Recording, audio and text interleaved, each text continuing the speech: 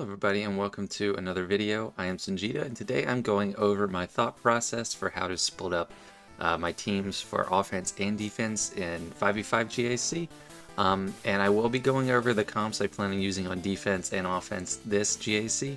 But first I just want to go over a few heuristics, if you will, for how I decide what I actually place on D and what I'm going to keep for offense. So I made a graphic for this, and I'm showing it right now. The defense is on the left and the offense is on the right, just because that's how it plays out in GAC. However, I'm going to go over the offensive decisions first, because that is what I actually decide on before I set my defense. So the first thing I want to look at is I identify the counters I'm going to need for teams I anticipate facing. For example, in this GAC with this Datacron set, I pretty much know I'm going to face Lord Vader on defense. And I'm pretty sure I'm going to face Darth Malgus on defense, so I need to keep something for that. And other than that, I'm going against 7 GLs when I have 6, so I anticipate facing more GLs on defense, so I'm going to keep a few extra to take care of that myself. Next, I want to decide which of my Galactic Legends won't really hold well on defense in my league. So even if I don't really have a plan for Sith Eternal Emperor personally, I'm not going to place him on defense because he's just way too easy to beat. With his Datacron, he is a little bit harder nowadays, but I still think he is much more worth it to take on offense. And also, I'm keeping Giant Master Kenobi because I think people are more ready for him. They have a counter planned out, so they have a team they're saving just for him, so I want to keep him on offense as well. And last, I want to look at classic offensive teams which have the potential to win with high banners, but on defense, they're more easy to pick apart. Examples are Bad Batch, Imperial Troopers, Iden Troopers, now Mon Mothma. These teams are much more easy to counter, and hopefully this season Imperial Troopers will have a lot more use if I'm able to get the Jabba counter to work. Next, I look at what to actually set on defense when I have my offense set up and decide from what's left over. So first tip I want to give is try to craft unconventional teams that your opponent might underestimate, things that aren't well known. Put these on the front bottom because, well, in the league I am, in Kyber 1 near the top, people don't want to waste their best teams on the front bottom wall. They are usually anticipating some Galactic Legends in the back wall, which is a good practice to do.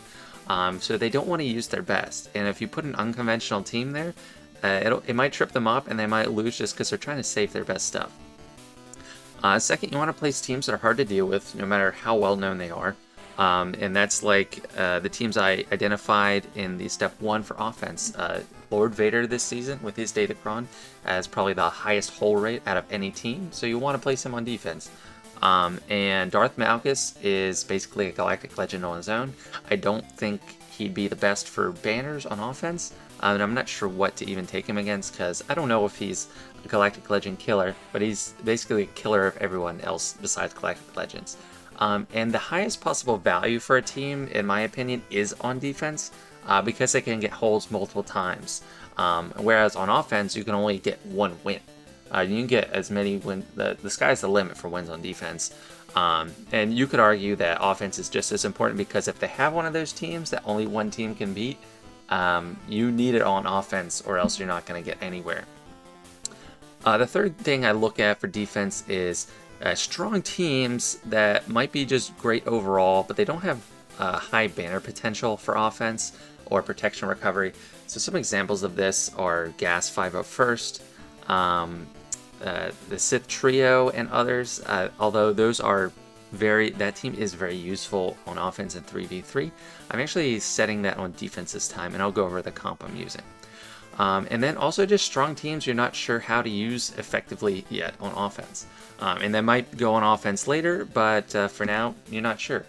I am placing CLS on defense this GAC because whenever I use him, I feel like either I am completely overkilling or it's not going to pull out a win. So I don't think it's Galactic Legend killer. And yeah, you can take out Gas, but I usually just use a solo Sith Eternal for Gas. And it's really hard for people to deal with a CLS, even without his Datacron. And the last thing to think about in 5v5 GAC and any GAC is ships. There's less to think about here because there are fewer fleets, and if you don't have all of them, you have significantly less to decide on. But here is just some labels next to each fleet. So Radis is pretty much never going to be useful in offense except for a cleanup on a weak fleet, that leftover fleet. First Order and Hux is not going to be useful on defense because there's too many decision points to be made and the AI doesn't use it well. Kenobi is a flex. He's great on offense and defense, but if you're keeping a lot more on offense, there's a lot of specific counters, so you might want to leave him on defense, starting Ahsoka, Y-Wing, and Anakin, and that's a very hard team to deal with, even if you're used to it. I think Malevolence is best on offense. It's key in a lot of counters, Executor, and Profundity, so definitely want to keep that on offense. And then Empire, that's a decision to make. So if your opponent has Profundity and you need to counter it, you might want to keep Executrix in that Empire team if you have all the necessary components. Otherwise, you want to set Empire on defense under Thrawn, who is usually a better capital ship, except in the case of that counter. And then Executor and Profundity themselves, the best teams, they are a flex. I mean, it's up to you whether you want to just have a hardball defense or you want to make sure you have an easy clear on offense. If you have both of them, that's up to you, but they could go either way. They're just awesome teams on each side of the board. Now that I've gone over my thought process for splitting up teams in 5v5, I'm going to go over the result of that thought process. So first here I got Supreme Leader Kylo Ren with a bunch of random teammates, Wat, Tambor, First Order Stormtrooper, the Armorer, and this isn't necessarily the lineup I'm going to use. I might use Night Sister, Zombie, and Daka, but this is on Lord Vader duty. Supreme Leader Kylo Ren is important for countering Lord Vader, and there might be a better way for 5v5 with this datacron. I'm just not sure yet. And right now for me, I use Rey for Malgus. That is her job. She's great at taking them down, and she basically just needs warm bodies to take hits and maybe go into damage immunity to trigger whirlwinds. So I have Finn, Holdo, Poe, and then Barriss to heal up possibly. But it's really just the Rey show, and she just takes care of everything mostly by herself. And for me right now, I use Starkiller to take out Rey. I see Rey a lot on defense still. Starkiller is great at taking her out. This is the lineup I use.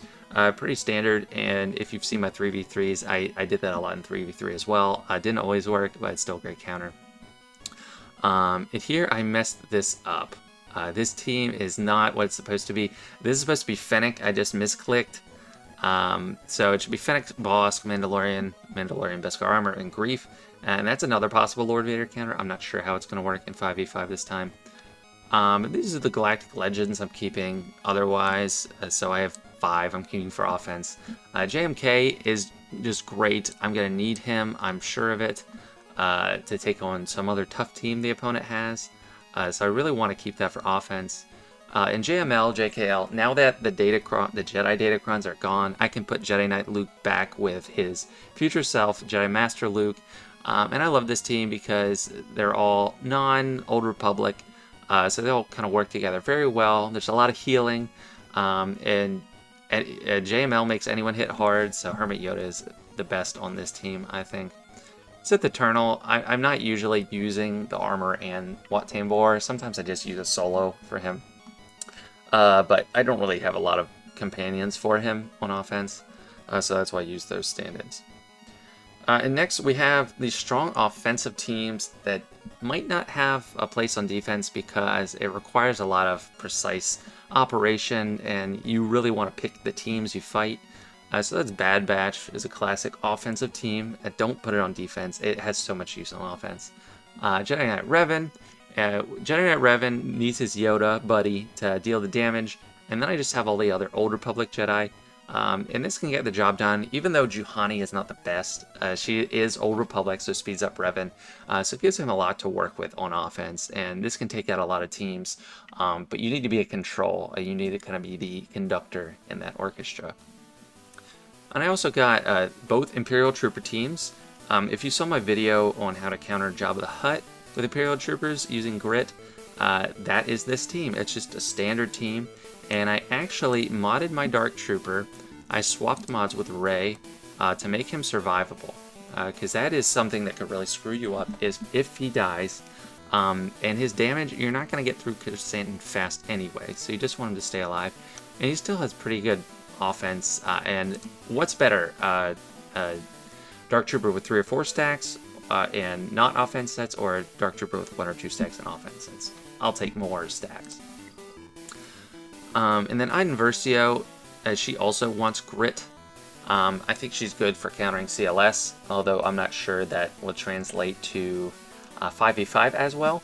But you don't want to put her on defense because she is very susceptible to Wampa with Omicron. And speaking of, Wampa is another offense-only character, and he's a team in himself, so womp womp womp. You can take out a lot of stuff with him, and there's no sense putting him on defense because he has to be a solo, and it'd be easy to take care of him otherwise. And that's last but not least is, while this Datacron set is active, I have Darth Vader Circus as the name of my team, and these are all just R5 Empire allies I have left, as well as Sith Trooper for a pre-taunt. The goal here is just to let Darth Vader get going and have some other allies that could possibly take hits. And usually it's just a Vader solo, but I don't think I have the stomach for trying just a true solo in 5v5 GSC at my level. Hello there. Like and subscribe.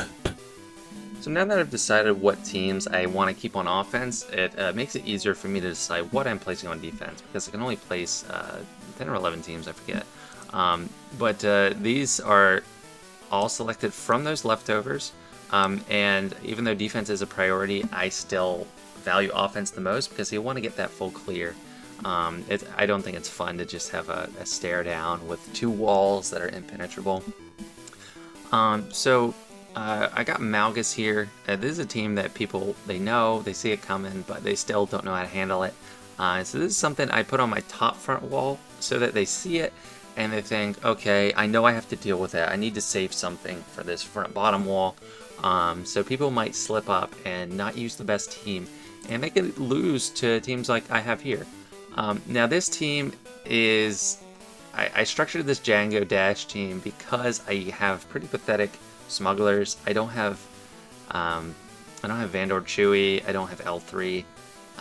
That's a faction I have severely just neglected. But this team actually works pretty well. Zam gives extra speed to Boba and Django. Django gives extra speed to everyone. When enemies are burning, they're not getting bonus turn meter. And I do have a dash Datacron, but it's not the bonus turn one. So this all just kind of combines to confuse people. It's like, what do I take here? There's Nest as well. That could cause a problem. Just a lot of things to deal with, and I've gotten a lot of holds with this team. Next I have Dart Treya, and I just got my Savage Press up to Relic 5, the minimum to use with those upper level Datacrons. And I also have Count Dooku here to get some stuns, ability blocks, so he can hang out under stealth. And I have a great defense Datacron for this team.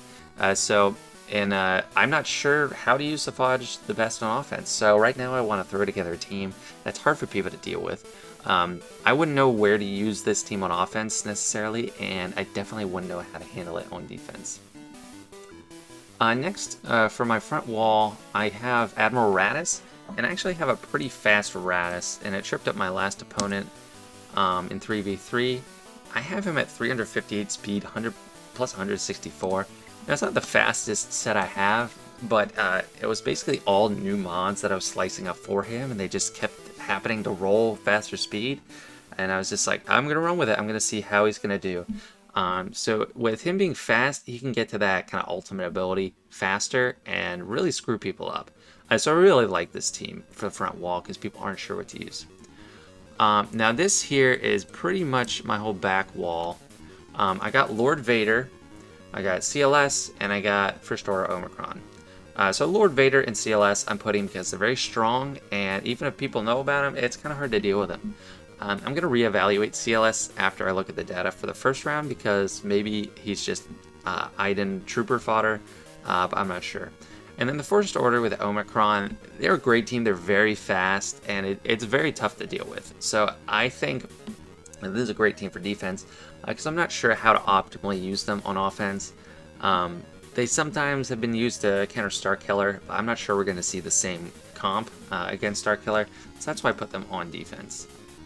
The next few, I got Qui-Gon Jinn team, and I think this is 4 to 5 is a clear choice with Anakin, Ki-Adi Mundi, Mace, And Ayla, I think, is also a pretty solid 5th choice because of her stuns, and she's a support, so she gets a lot of extra offense from Cam. And this is just hard to deal with. You don't have the 25% turn meter datacron anymore, but I don't think this is a high banner offensive team because it requires someone to die, and even then it could go wrong if you get a key character stunned, if you get Anakin stunned, which I saw recently happen to another large video maker. And 501st, I don't like using them on offense. I think they don't get great banners, but it's something you really have to deal with on defense.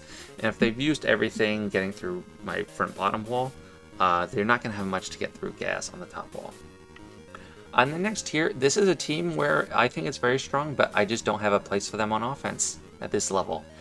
Rey is using a bunch of tanks and Bastila, or Barris, to take out Malgus. So I have the best of the rest of the Resistance to go under Jedi Training Rey with the Resistance hero Finn and Poe, and then 2 droids. So this team should get out the gate pretty fast and can run circles around the other team. And with some extra dodge mechanics, this team could actually cause people a lot of problems. And the last team I have here is General Grievous. Now, in recent months, and maybe the past year or so, he has switched to a more offensive team, typically, to counter Starkiller. But I'm not convinced that that's going to work as well anymore. I think people might be using different Starkiller teams as opposed to EP Mara. They might be splitting that up differently. So I don't have a ton of faith in my General Grievous on offense, but I still think he's a good banner stealing team on defense. And I like to throw Newt in because by the data, this team had the best hold rate in 5v5 last season. It was just ahead of BB-8, and I wanted to use BB-8 with Resistance. And lastly, I just want to show the few teams I have left over after allocating my offense and my defense. So by default, these teams go for offense. I got my Mon Mothma team. I don't want to put that on defense without its Datacron. I think it's way too vulnerable at this point, but it could prove useful. Maybe against Rogue One, I think it could have potential use. My Night Sister team is pretty weak. I'll probably just end up using Daka and Zombie with SLKR possibly, or maybe with another team. But I can't really do much with Night Sisters at this level. And then lastly, I got my Geos left over and my Sortie team. Once I get Sortie to Gear 13 and Relics, which is coming soon, I'll absolutely consider playing this team on defense using BB-8 and R2 instead of probably HK and Imperial Probe Droid. But yeah, right now these are pretty much just cleanup teams. Mon Mothma might have use as a first attacker team, but right now these are just what I have left over and they default to offense. So that's all for this one. That's how I think of how to split my teams for offense and defense in 5v5 and my ships, and some of the teams I plan on using the first round. Although if you are in a higher league, you should probably switch up your defense at least every round somewhat, so you're constantly going to be needing to reevaluate your teams. But thanks for watching. Let me know what you think. This has been Sanjita signing off.